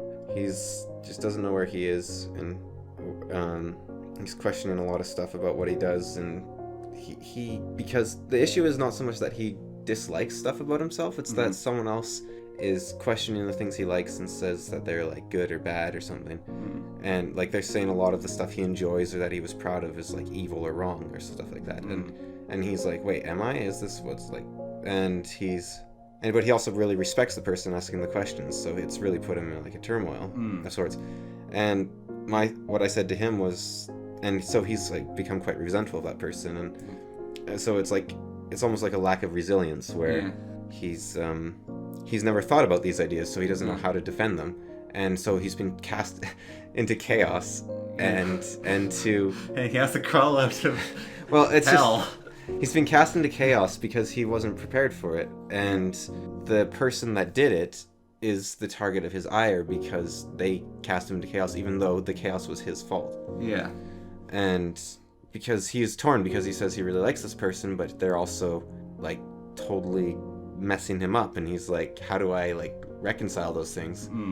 And it's like, well, they didn't actually do anything wrong except question your beliefs. Yeah. Which is pretty heavy duty. Like, getting your belief questions hurt. It hurts a lot. Having who you are hurts. Like, I remember one time when we went on a trip to Japan and I was told I was selfish, and I reflected on it, and I never thought of myself as selfish, and I realized a lot of that what I did was selfish. That destroyed me. Well, it does destroy you because you have a concept of yourself, and that's how you build the world around you and your future and everyone's relationship to you. Probably, like, I think the most I've changed in like an hour that's lasted well after it. Like, No, I think it's a good thing I got destroyed then by that. I see that now. Like it sucked at the time. It hurt more than a lot of stuff. Yeah, we need people out in the world to destroy your concepts of self. Yeah, but and then guide you to reconstruction to a certain extent. And that's what psychologists do, and that's what like shamans used to do, and but like still do to some looking extent. back on that, like how I felt was like how you feel when someone close to you dies. Yeah. Like that's how, like to a lesser extent, that's how I felt when I was told that my concept of myself was destroyed, and I had to remake myself afterwards. But like that's how I felt, like someone I knew just died.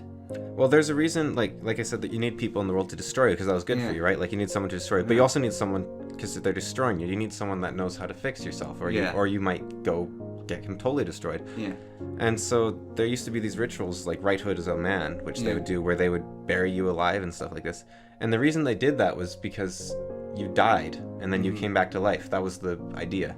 And so you could let go of that old self because they were dead, and it let you restructure yourself in a way that you were like carried through it to some extent. Yeah. And that's like that remaking yourself, that dying and coming back. That's sort of as well, I wonder, with like the gender dysphoria thing, like is that just a way to remake yourself and start again? It's the same thing as moving like far away or something. You're like, well, that's the same thing of moving to the city or staying in a small town. I want to cut off everyone and move somewhere else. And I wonder if that's, and it might not be, like, because it sounds like some people have described gender dysphoria as like phantom limb syndrome and stuff, and to that extent that sounds like something that maybe a whole lot of thinking will solve, but maybe not. Like that's because I do think there's people also that are amputees that get on with their lives. So like, no, that's what I'm saying. Like for me, it's almost like phantom limb syndrome, except the opposite, like extra limb or something. Yeah, I think what would be really healthy for a lot of people is to play games in Iron Man mode, because you just gotta sometimes work with the hand you're dealt, and you sometimes and there's no takebacks. If you say something, you've said it, and if you do something, you've done it. If you jump off a cliff, you can't reload and like go back. There's that Japanese art board or Buddhist art board, which is a be careful about what you say, because you can't say it back. It's a stone you paint water on. Yeah. And your images will disappear. Yeah. Or like when you've written an essay, and the computer crashes and you didn't save. Yeah. And you die a little inside. Or you've made an art piece and the system crashes and you can't get it back. Or you drew a picture and then you draw a line across it, and no matter how much erasing you do, the line's still there. And it's just like you have to, the art of letting go, like you have to accept that. Yeah. And if you made your choices. Mm-hmm. Like if you have, like, you made your choices. And some choices were made for you, and you got to deal with it. Cause you chose how you acted when they were made for you. Yeah, but you don't have any other option. Like you got to deal with it. Yeah. And maybe like surgery stuff is the way to deal with it, because like that's like if that's the path that you think's the healthiest for you or something, right? So it's I don't think it's a clear thing, though. I think it's very individual from like this two stories. But yeah, you need people to destroy you. You need someone to destroy you. You also need someone to build you up again. Yeah. And help you. See, here's YouTube's thing, right? Yeah.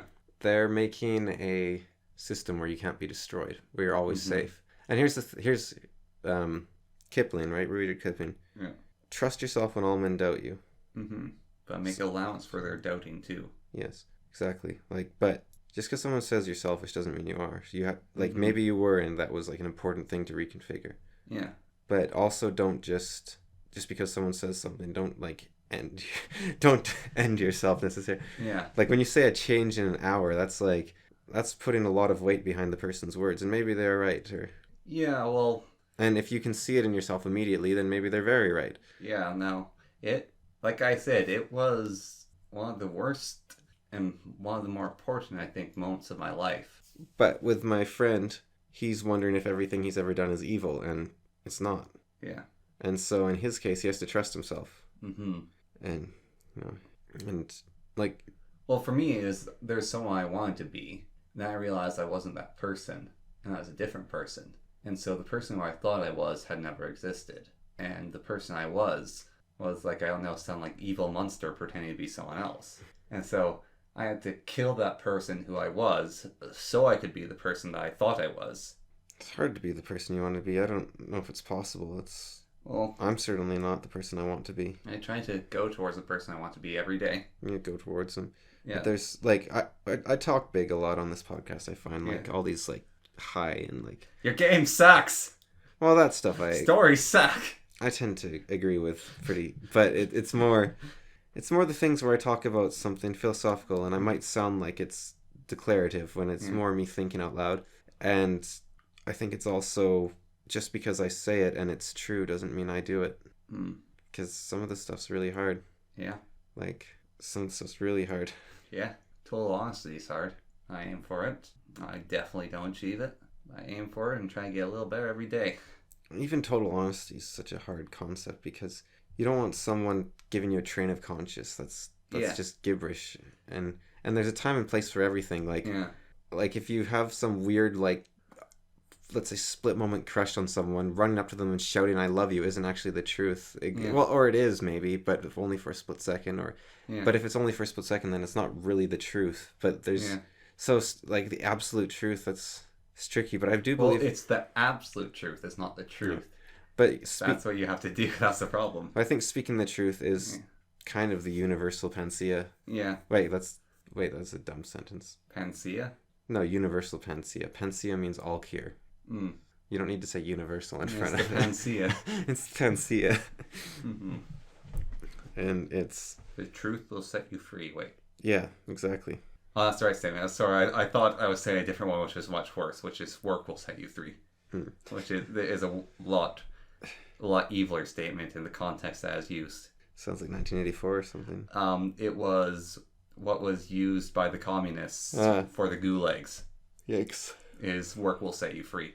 Well, yeah, like what I actually ended up saying to my friend was talk to this person, tell them how you feel, and work through the stuff with them, and that you don't think you're evil and all this sort of stuff. And if it works, it works. If it makes it so you guys can't, stand each other anymore, at least you're not living a lie. And it hurts. Yeah. But it's better. And I believe that. But even believing that, doing it is so hard. Like I can give that advice, and I think it's good advice. But if I was in the same situation, I would probably know what to do because I gave that advice. But would I do? Like it's hard to do. Yeah.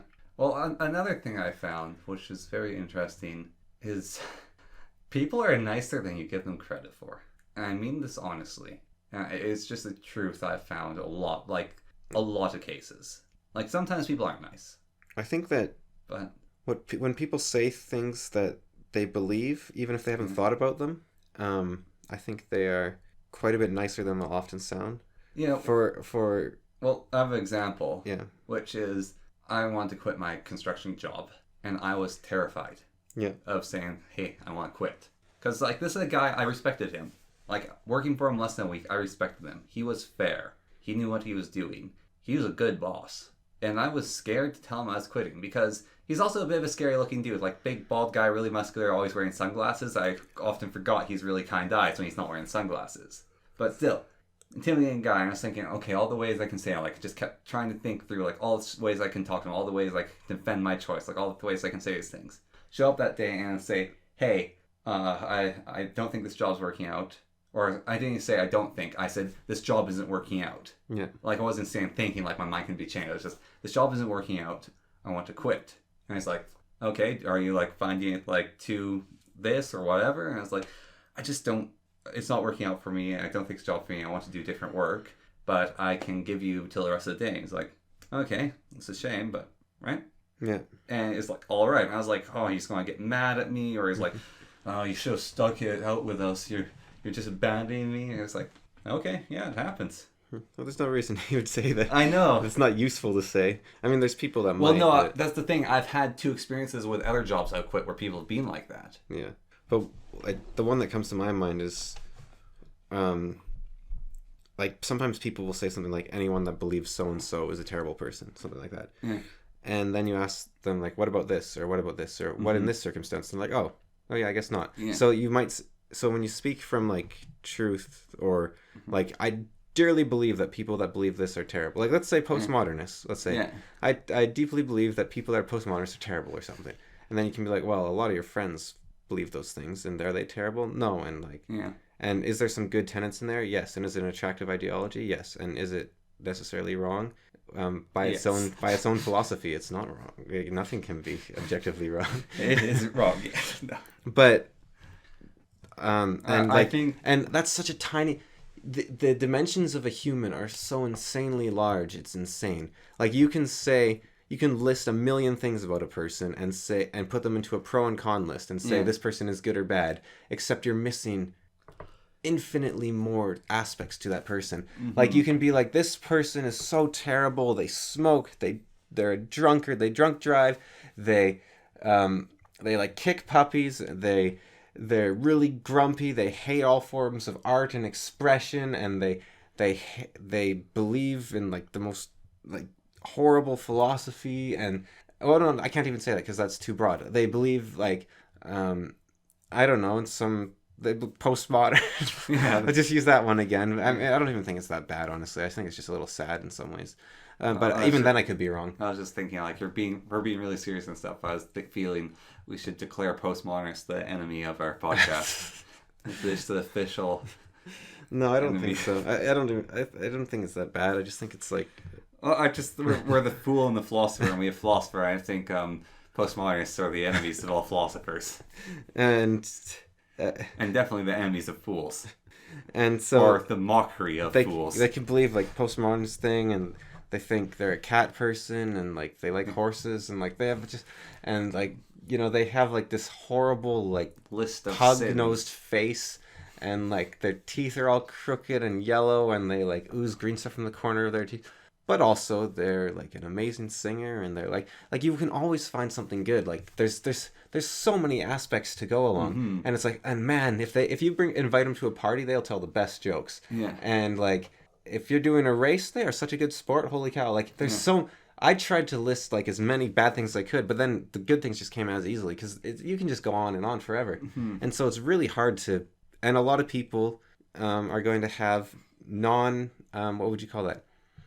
Like some bad stuff is so bad you just can't stand the person, and what that is depends person to person. Yeah. Like for me, someone who's closed-minded, I find very hard to tolerate. Yeah. Wait. I am not willing to be around closed-minded people. Yeah. They are the worst. I cannot be around closed-minded people. You're closed-minded, I'm out of there. Yeah. No talking to you. No. You can try to convince me why you're closed-minded. I'm not listening. Yep. No, there is no good reason to be closed-minded, and I am out of it.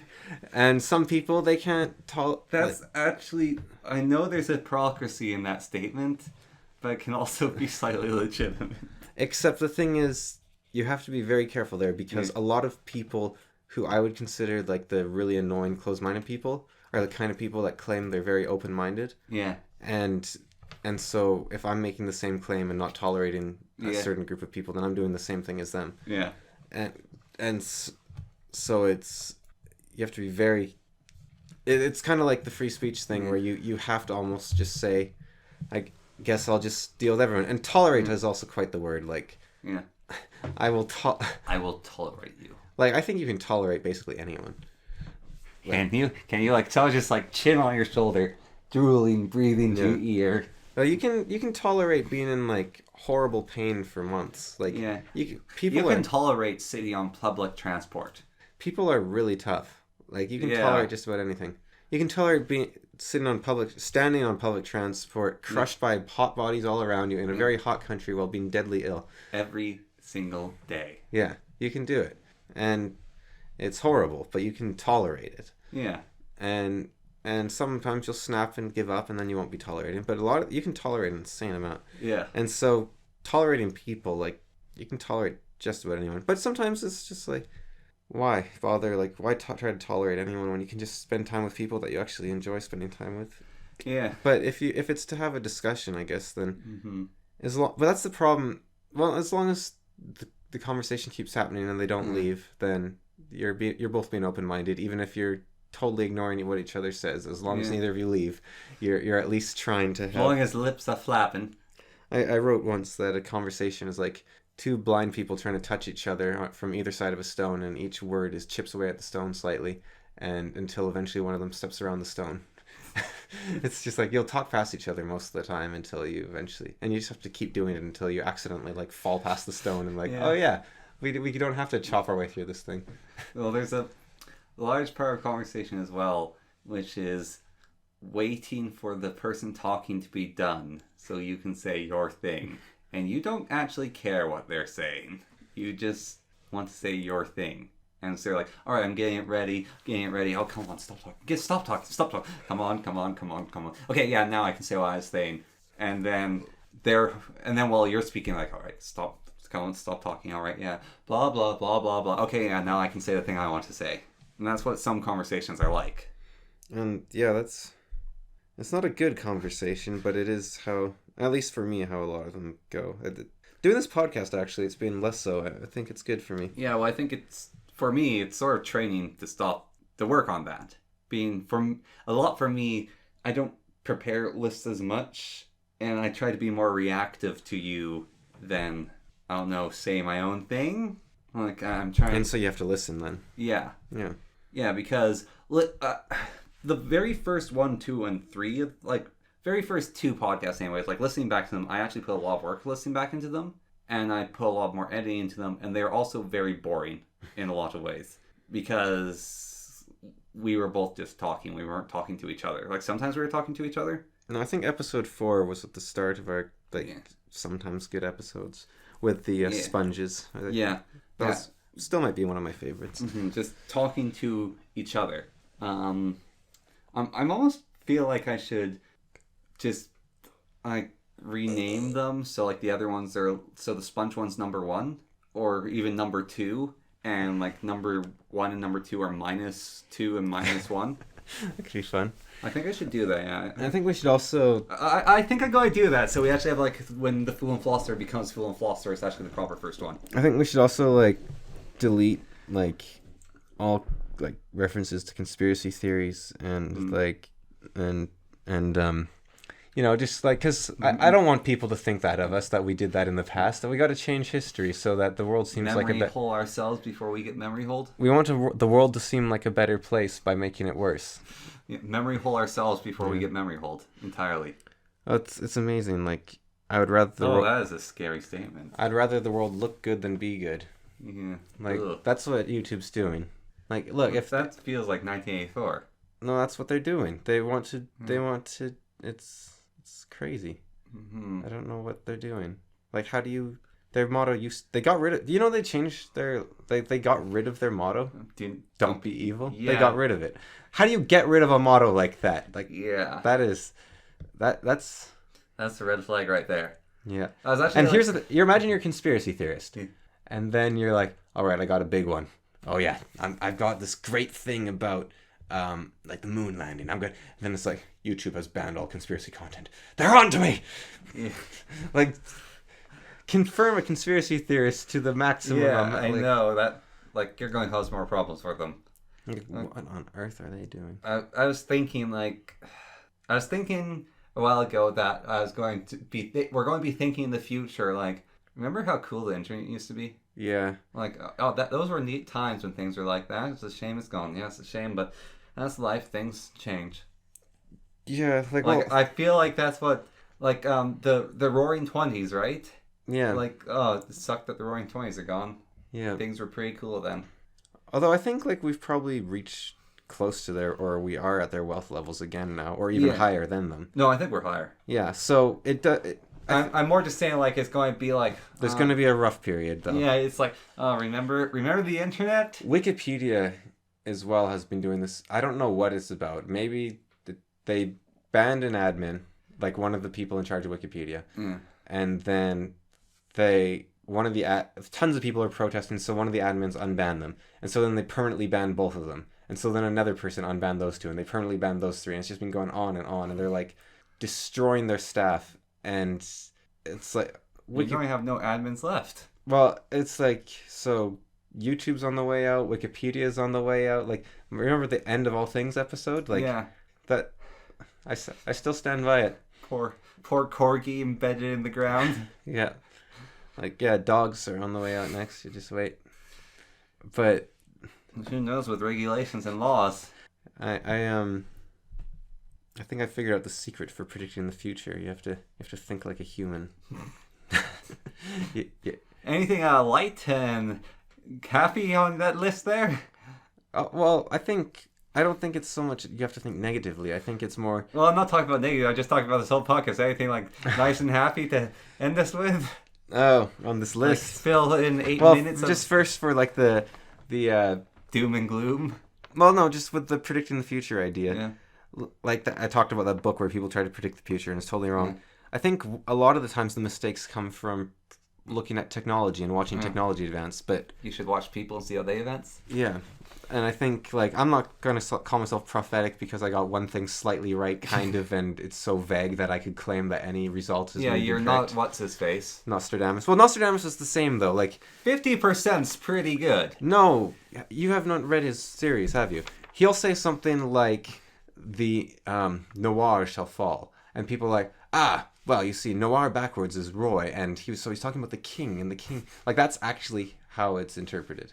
Oh, so I said, I saw people carrying massive baskets full of paper, and they all look sad. And it's like, he was predicting the German economic recession because they were carrying wheelbarrows of paper and didn't have paper money back then. He didn't understand what was going on, and that's why they're so sad. And like, you could take like Harry Potter and predict the future with it in that sense. nope, Nostradamus was 50% right. I wasn't talking about him though. I was talking about the guy who predicted World War II. Well, Nostradamus did as well. The other guy. I don't know if there was another Who guy. won it? Oh, Nietzsche. Yeah, Nietzsche. Well, yeah, Nietzsche was predicting people in that case, though. Yeah, he was saying, but like, Nietzsche's predictions, like he did a pretty good but job. his were pretty vague. But they were, but he was right. But they were very vague. And Yeah, it was that's just- what you have to do with your long-term Yeah. predictions. Is But Nostradamus, actually, some of his stuff is freaky. To be fair, like, was he the guy that said like you dig me up at so and so date and like because they like dug up his tomb because they needed to move it or something, and he had like this medallion on his neck, and it was like you will open this tomb on this day on this year, and they're like, what the what the dickens? How the heck did he do that? Just some like goblins in a corner with the chisel giggling.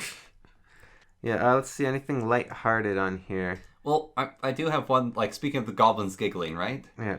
So I think I've read about this, but you know when you put a bunch of wires into a bag, right? Yeah. If you put like a bunch of wires in a bag and pull them out, they'll be tangled. Yeah.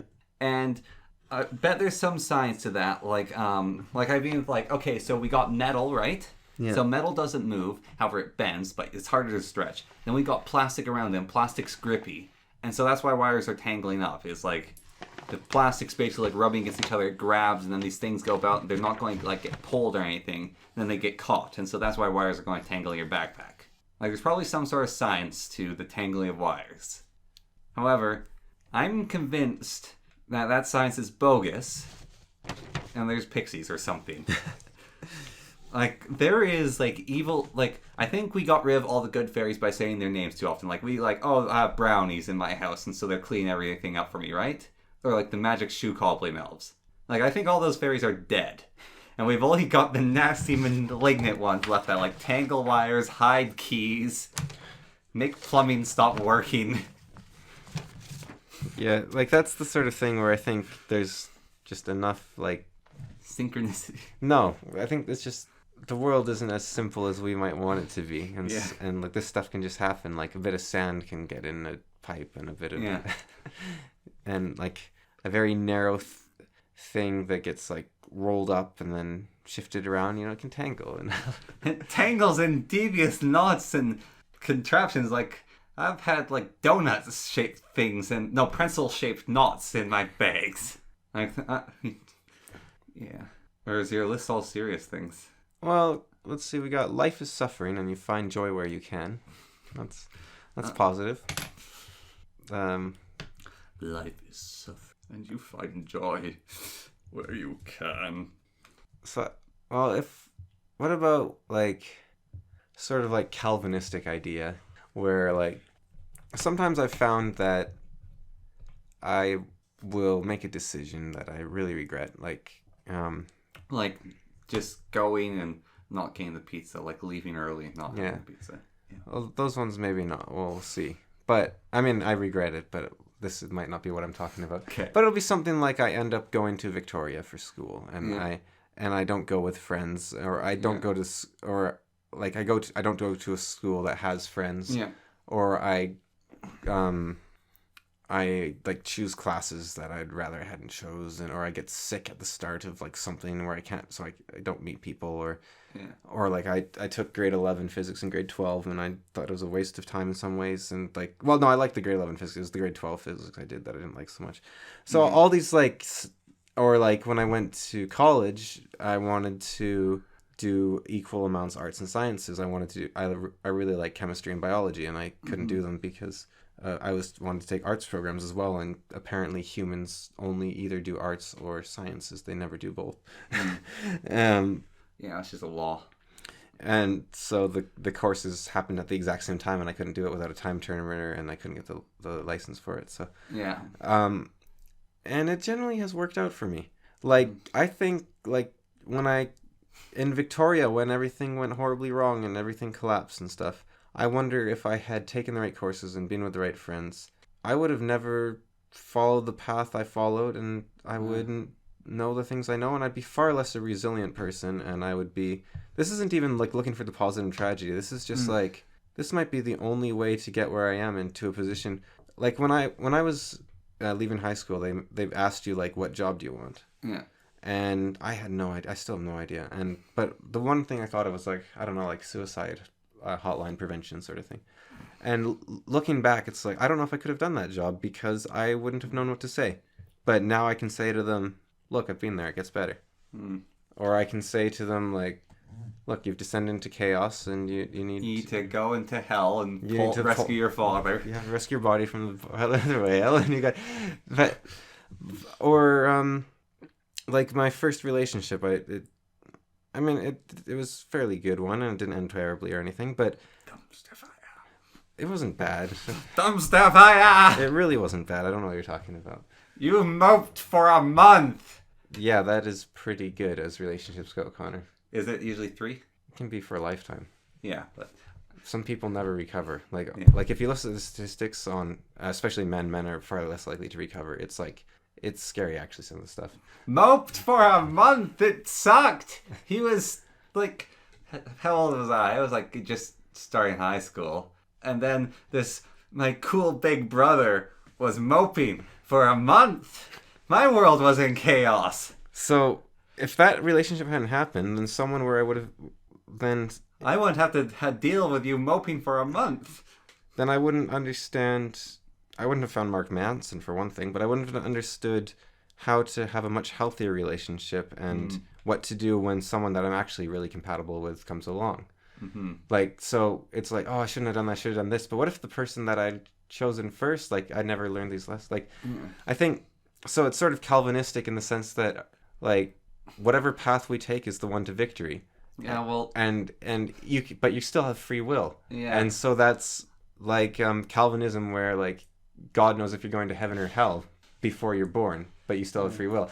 And it's sort of like you just can't fail in some ways. Yeah, well, I interesting thing happened to me in this last year, which is throughout my life in high school and also jobs, I have gotten this feeling about things, which is I don't want to do this. I'm going to change it.